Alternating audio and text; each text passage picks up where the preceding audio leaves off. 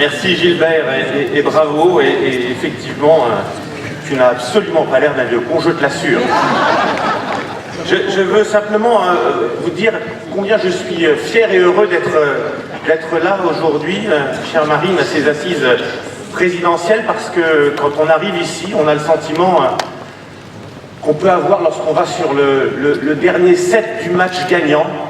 Et j'ai le sentiment que cette victoire que nous attendons tous, elle est au bout des doigts, au bout du dernier effort que nous devons fournir, et qu'en mai prochain, nous aurons le plaisir, l'honneur et le bonheur pour la France d'avoir Marine élue présidente de la République. Alors, en ce moment, un peu comme ça s'est passé aux États-Unis avec l'élection de Donald Trump, on nous reproche la bobosphère, vous savez, c'est ce Paris qui chante et qui danse, qui va de Marc Ladret de la Charrière à Pierre Berger, en passant par Cohn-Bendit, tous ces gens qui ont conduit la France au désastre nous disent mais il n'y a pas de programme. Eh bien, à l'issue de ce week-end que nous allons passer ensemble, nous repartirons tous en sachant ce que nous savons déjà, mais au-delà de cette salle, les Français sauront que notre candidate, Marine Le Pen, propose un programme étayé, un programme sérieux, un programme chiffré, un programme qui pourra remettre la France en ordre en 5 ans. Député UMP, tu le rappelais tout à l'heure, de 2002 à 2007, j'ai commis dès 2006 un crime de lèse-majesté. À l'époque, j'ai expliqué dans un livre qu'il me semblait indispensable pour gouverner de passer des accords avec le Front National. Vous imaginez les difficultés que j'ai pu rencontrer. D'ailleurs, je ne suis plus député UMP. Ceci étant dit,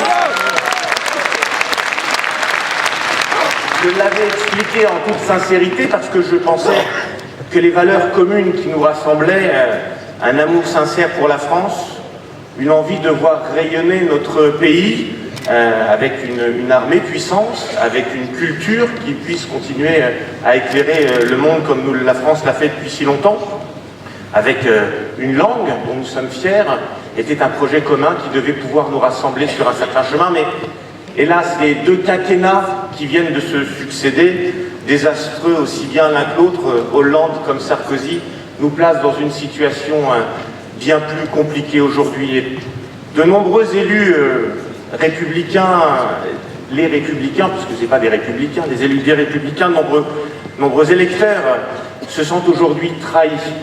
Ils sont trahis par ce qui s'appelle encore la droite, mais qui est une droite rabougrie, accrochée sur ses privilèges, ses prébendes, qu'elle garde aux dépens du plus grand nombre que nous sommes, et symbolisée jusqu'à l'écœurement par l'affaire de François Fillon.